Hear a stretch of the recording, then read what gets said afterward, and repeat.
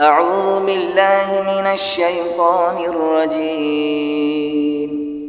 بسم الله الرحمن الرحيم. طه ما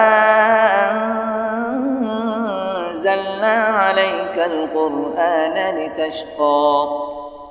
إلا تذكرة لمن يخشى تنزيلا ممن خلق الأرض والسماوات العلى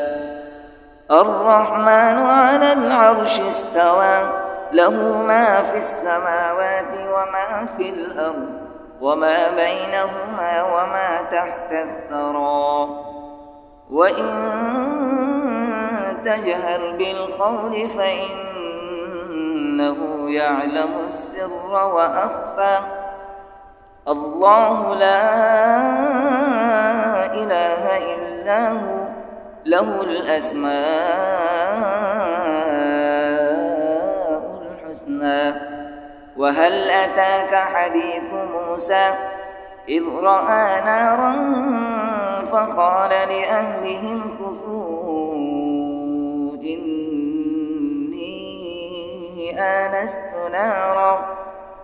إني آنست نارا لعلي آتيكم منها بقبس أو أجد على النار هدى. فلما أتاها نودي يا موسى إني أنا ربك فاخلع عليك إنك بالوادي المقدس طوى وأنا اخترتك فاستمع لما يوحى إنني أنا الله لا إله إلا أنا فاعبدني وأقم الصلاة لذكري إن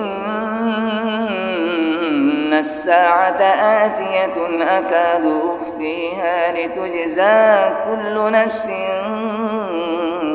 بما تسعى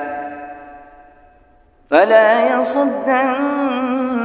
عنها من لا يؤمن بها واتبع هواه فتردى. وما تلك بيمينك يا موسى قال هي عصاي أتوكأ عليها وأهش بها على غنمي ولي فيها مآرب أخرى قال ألقها يا موسى فألقاها فإذا هي حية تسعى قال خذها ولا تخف سنعيدها سيرتها الأولى واضمم يدك إلى جناحك تخرج بيضاء من غير سوء واضمم يدك إلى جناحك تخرج بيضاء من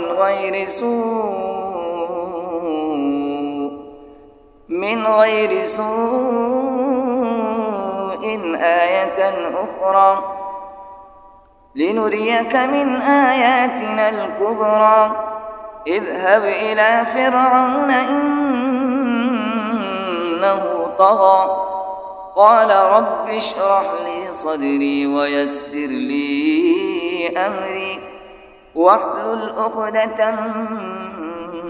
من لساني يفقه قولي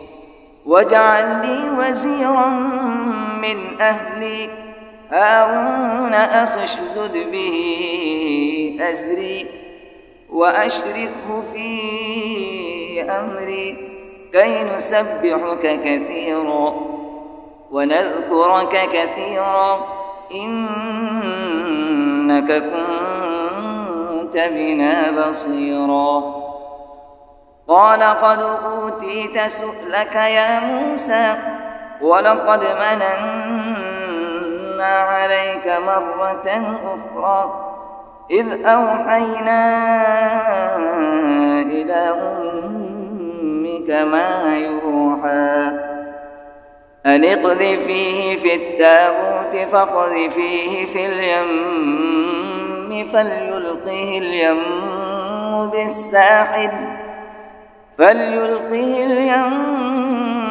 بالساحل يأخذه عدو لي